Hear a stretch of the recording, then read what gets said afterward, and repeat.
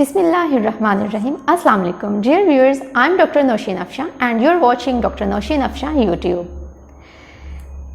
इस वीडियो को देखने के लिए आपकी बेहद मशकूर हूँ और उम्मीद करती हूँ कि आप हमेशा की तरह खुश होंगे।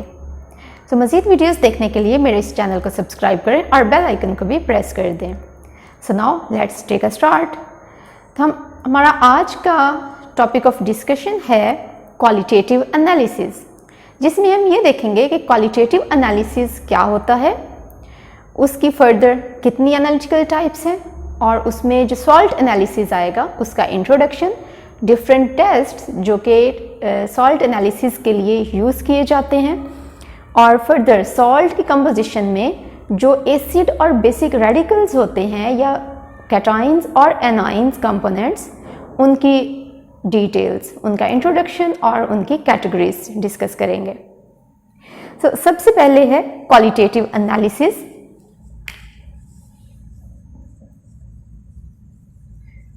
क्वालिटेटिव एनालिसिस में हम देखते हैं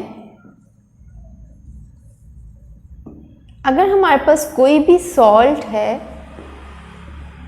या मिक्सचर ऑफ सॉल्ट्स है, लाइक सॉल्ट को हम सब्सटेंस भी बोल सकते हैं, तो अगर हमारे पास कोई सिंगल सॉल्ट है या mixture of more than one salts है तो उसके कंपोनेंट्स को हमने आइडेंटिफाई भी करना है और सेपरेट आउट भी करना है।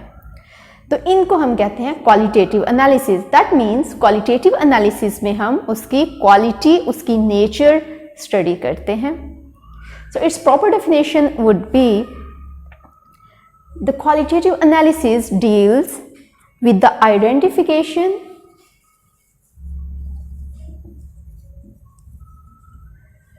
and separation of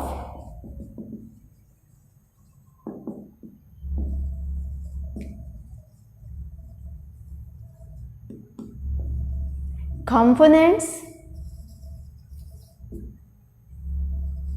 of a substance or a mixture of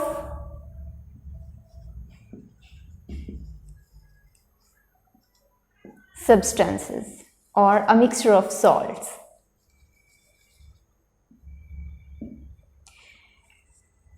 So उसके बाद आता है इसकी different categories that depends on the quantity of the salt that is used for the qualitative analysis.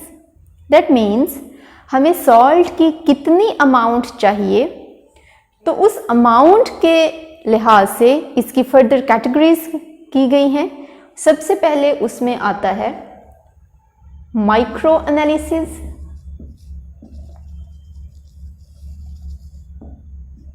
Micro analysis such an analytical technique that requires the amount of salt ranging from 1 to 10 grams. That means in this method we will use 1 to 10 grams of salt for the purpose of its identification and separation. And then the next one is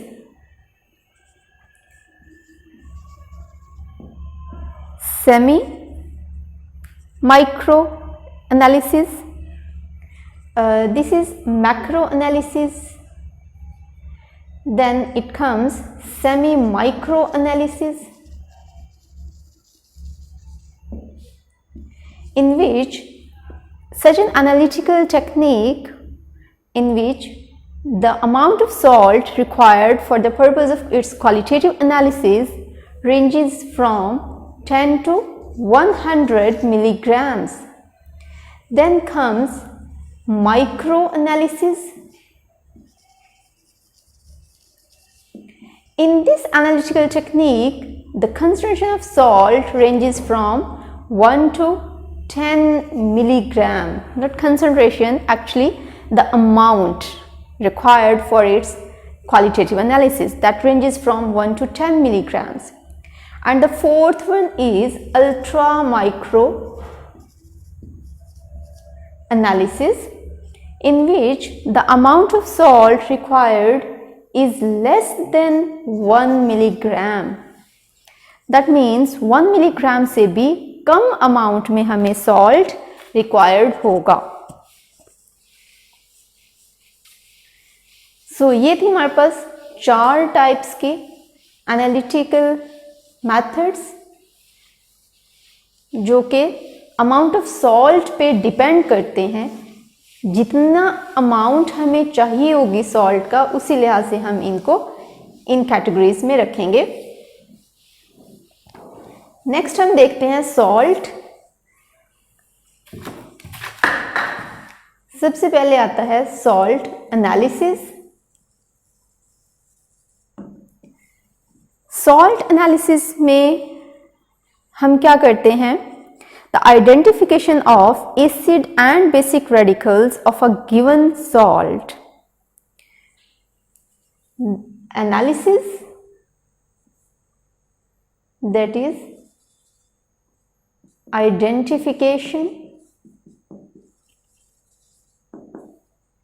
separation को हम बाद में देखते हैं. पहले हम identify करते हैं, देन उसको सेपरेट आउट करते हैं. सो in salt analysis, what we do, we just identify the components of a salt. And what are the components? That are acid and basic radicals.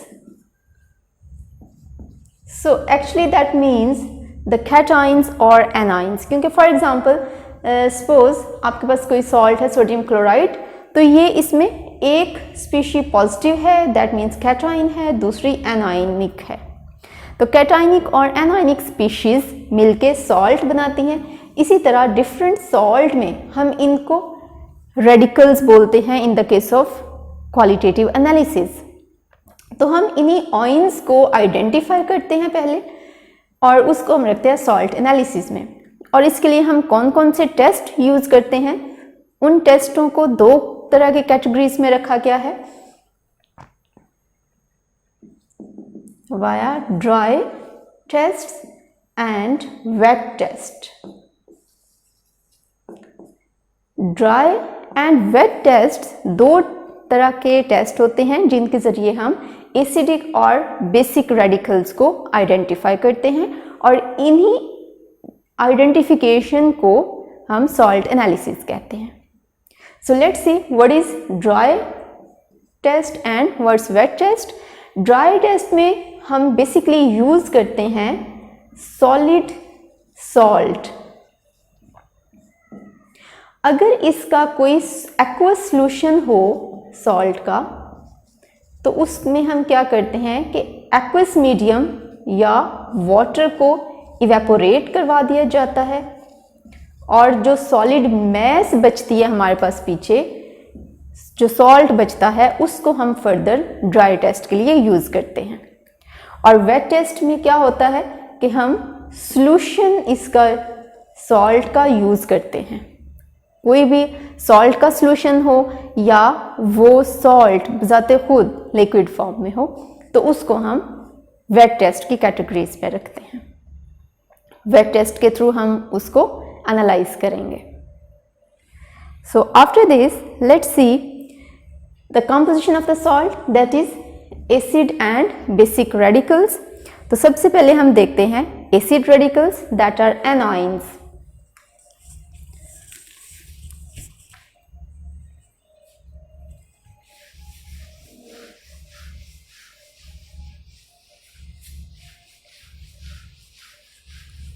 अच्छा, इनको हम एसिड और बेसिक रेडिकल्स क्यों कहते हैं? क्योंकि जो एसिड रेडिकल्स हैं वो एसिड से ड्राइव होते हैं और जो बेसिक रेडिकल्स हैं वो बेस से बनते हैं, इसलिए हम इनको respectively acid and basic radicals कहते हैं. फॉर एग्जाम्पल सबसे पहले हम एसिड रेडिकल्स को डिस्कस करते हैं. एसिड रेडिकल्स में क्या आते हैं? जितने भी एनाइंस होंगे उनको हम एसिड रेडिकल्स में कैटेगराइज करेंगे. अच्छा, इसकी फर्दर 4 टाइप्स हैं और 4 टाइप्स और कैटेगरीज और ग्रुप्स, इनको हमने फर्दर ग्रुप्स में डिवाइड किया हुआ है। That is anionic group 1, anionic group 2, anionic group 3 और anionic group 4।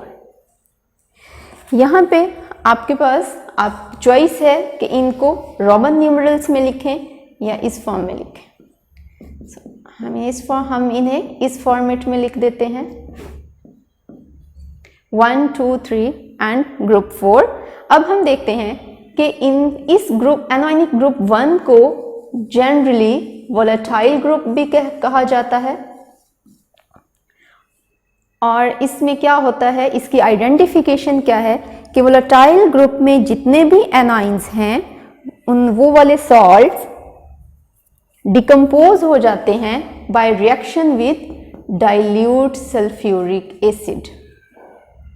Volatile group contains those salts or those anions which react with dilute sulfuric acid and are decomposed. So, इसकी definition देख लें। It contains those anions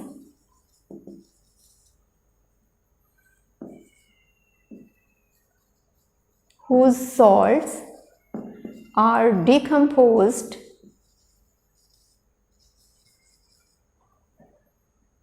by reacting with dilute sulfuric acid.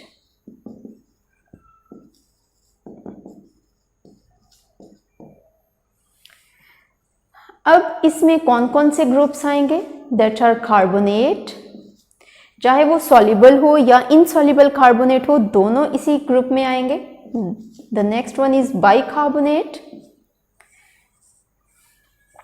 Then NO2 negative,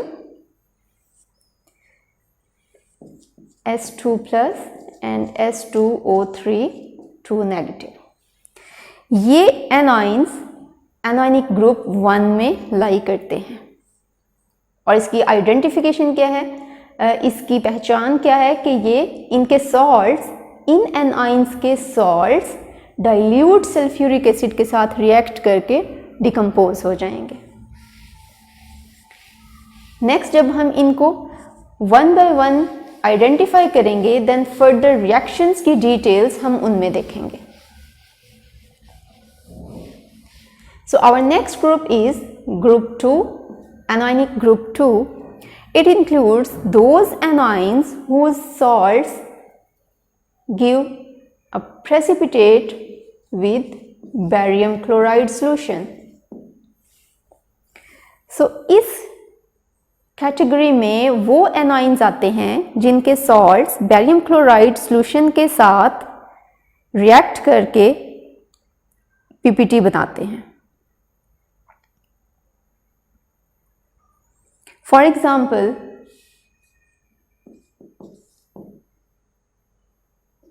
sulfate, oxalate, phosphate, that is BO4 3 minus and BO3 2 minus। और इस group को generally हम barium chloride group भी कहते हैं। So our next group is group 3. So group 3, it includes those anions whose salts are not solubilized in dilute nitric acid. इसलिए इसको हम सिल्वर नाइट्रेट ग्रुप भी कहते हैं। Generally, this group is called as silver nitrate group क्योंकि इसके इन anions के जितने भी सॉल्ट्स होंगे वो सिल्वर नाइट्रेट के साथ इनसॉल्युबल होंगे। सिल्वर नाइट्रेट सॉल्यूशन में इनसॉल्युबल रहेंगे। इसलिए हम इनको सिल्वर नाइट्रेट ग्रुप भी कहते हैं। For example chloride, bromide and iodide. तो इसकी डेफिनेशन देखें तो आता है इट इंक्लूड्स दोज एनाइंस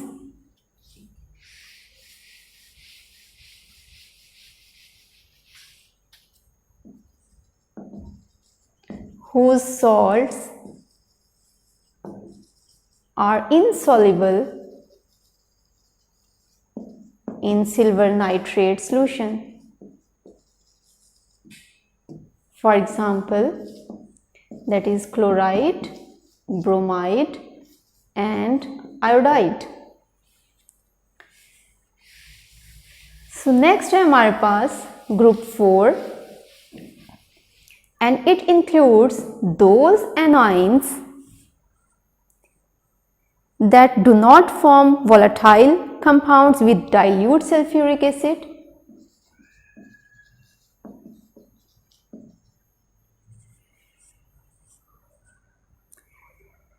इस ग्रुप में जितने भी एनाइंस होंगे वो डाइल्यूट सल्फ्यूरिक एसिड के साथ वोलेटाइल कंपाउंड्स नहीं बनाएंगे, which do not form volatile compounds with dilute sulfuric acid, but they will form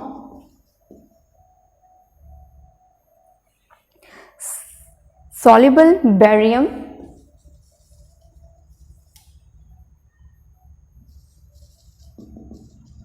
and silver salts.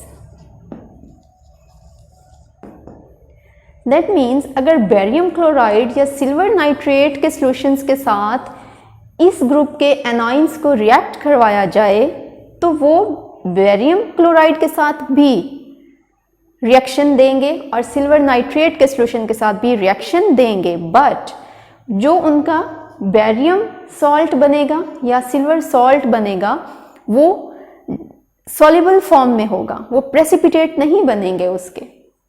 इसका ये मतलब है। और volatile compounds dilute sulphuric acid के साथ नहीं बनाएंगे। दैट मीन्स फर्स्ट ग्रुप 1 से इनकी डिफरेंशिएशन है कि ये डाइल्यूट सल्फ्यूरिक एसिड के साथ रिएक्शन नहीं देंगे। सेकेंड ग्रुप के साथ ये है कि वो बेरियम क्लोराइड के साथ पीपीटी देते थे और ये सॉल्युबल हो जाते हैं, जबकि ग्रुप 3 में सिल्वर नाइट्रेट के साथ वो इनसॉल्युबल रहते हैं जबकि ये सॉल्युबल हो जाते हैं। फॉर एग्जाम्पल इसमें आता है नाइट्रेट एंड एसीटेट। अब एसीटेट जो है ये फर्दर रिएक्ट करके एसिटिक एसिड बनाएगा सल्फ्यूरिक एसिड के साथ ही अगर रिएक्ट करें तो एसीटेट और सल्फ्यूरिक एसिड ज़्यादा खुद एसिड है, तो एसीटेट अगर एसिड बना भी दे तो फिर भी वो वाटर में सॉल्युबल ही रहेगा,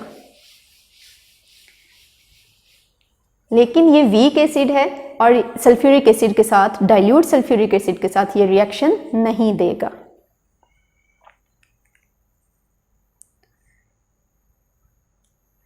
और फिर फर्दर ये है कि जो इनके वोलेटाइल कंपाउंड्स नहीं बनेंगे विद डाइल्यूट सल्फ्यूरिक एसिड। तो ये थे हमारे पास एसिड रेडिकल्स या एनाइंस। अब हम देखते हैं बेसिक रेडिकल्स या कैटाइंस को।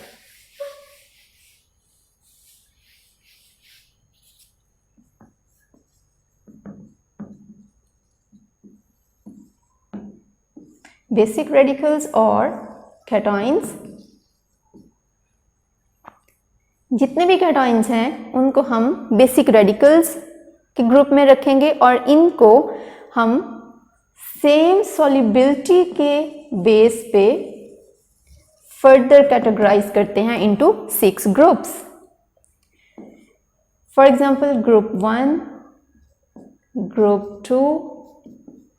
अच्छा, ग्रुप 1 में जितने भी मेंबर्स होंगे उन सब की सॉल्युबिलिटी किसी एक सॉल्वेंट में सेम आएगी। लाइक कोई भी एक सॉल्वेंट है तो वो उसमें सब के सब मेंबर्स सारे के सारे कैटाइंस सॉल्युबल होंगे।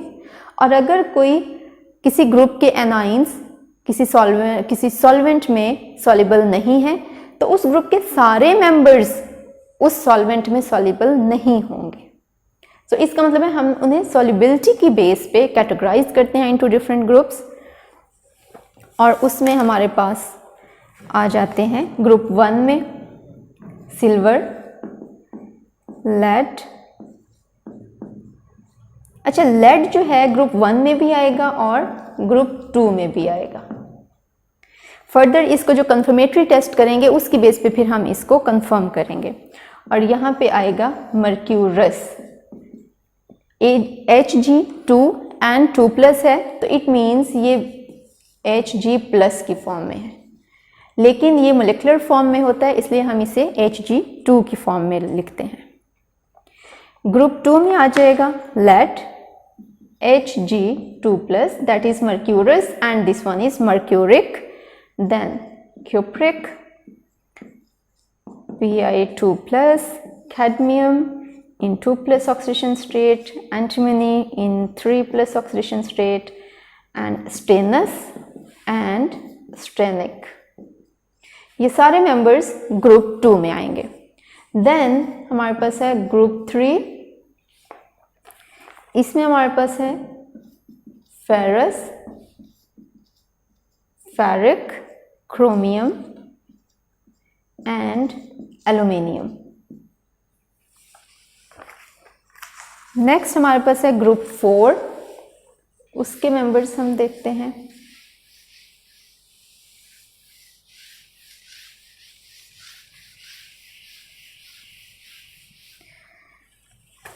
ग्रुप 4 में हमारे पास आ जाते हैं manganese,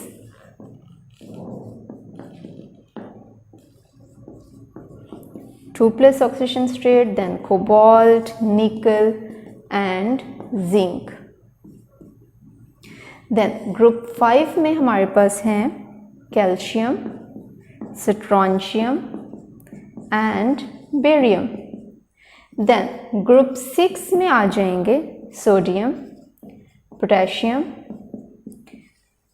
NH4+, ammonium and magnesium. अच्छा, जब हम इनको 1 बाय 1 आइडेंटिफाई करेंगे देन हम इनके लिए ड्राई टेस्ट और वेट टेस्ट को देखेंगे कि कौन सा ड्राई टेस्ट या कौन सा वेट टेस्ट किस कैटाइन के लिए फेवरेबल है और कैसे वो आइडेंटिफाई होना है।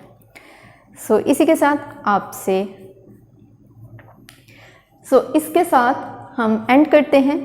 Thank you very much for watching the video. Please subscribe my channel and press bell icon. अल्लाह हाफिज़।